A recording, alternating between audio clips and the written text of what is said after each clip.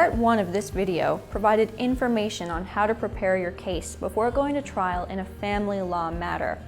Part 2 will focus on how to present your case at trial. Keep in mind that court proceedings can be very complex. It is important to be prepared and to know what to expect, especially if you are representing yourself. To start a court proceeding, the court officer will call the court to order, and everyone will be asked to stand. The judge will then enter and begin to conduct the trial. He or she makes sure the court's rules and procedures are followed to ensure that the trial is fair to both parties. The applicant, the person who has decided to take the matter to court, presents his or her case first. This means that the applicant calls his or her witnesses and submits his or her evidence first. After the applicant presents his or her evidence, the respondent, the person who is responding to the application, will have a chance to present his or her case. For each fact that you want the judge to know, think about how to present your information. You can bring documents or other important evidence to court to show the judge. You can bring others as witnesses, and you can testify yourself. You can also present evidence to the court in the form of a written statement called a sworn affidavit. If you do, though, the person who makes the affidavit will still have to come to court and may be questioned by the other party. Any documents or other objects that you wish to present as evidence must first be entered as exhibits with the court. An exhibit is a physical piece of evidence.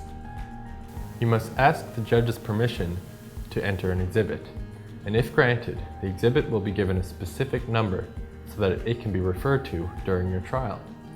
If you are entering a document as evidence, you must bring 4 copies of it to the court, a copy for the judge, the witness, the other party, and yourself. When witnesses take the stand to testify, everything they say must be in response to a question. Write down the questions you need to ask each witness so that they say what you want the judge to know. After you've prepared your list of questions, check the list against your case outline. Make sure you haven't overlooked any important points. When you are questioning your own witness, you should use open-ended questions. These questions are ones that cannot be answered with a yes or no. Examples would include, "What did you do that day?" or "Why do you think that?" After you question your witness, the other party will also have a chance to question that witness. This is called cross-examination. Make sure your witnesses know that the other lawyer or other party may ask them some questions about the evidence they have given. Think about the type of questions the other party will ask and be prepared to answer. The judge may also ask questions. You are not allowed to speak to a witness about your case during any court break while the witness is giving testimony unless you obtain permission from the judge. You'll also have a chance to cross-examine the other party's witnesses, although you don't have to cross-examine every witness.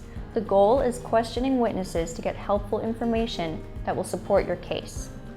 If the witness knows something that would be helpful to you and they haven't said, you can ask them questions about this information.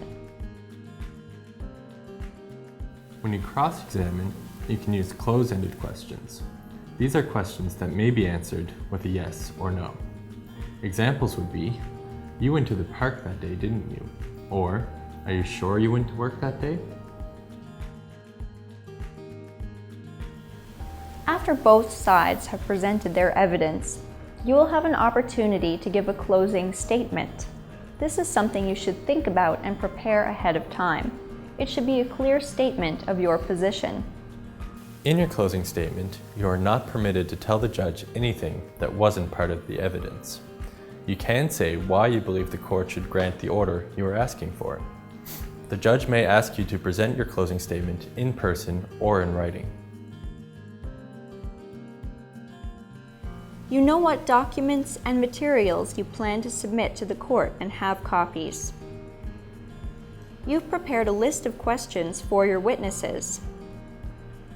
You've reviewed your list of questions against your case outline. You've prepared your witnesses for the types of questions they might be asked on cross-examination. You've thought about what you might ask the other party's witnesses on cross-examination. You've prepared a closing statement.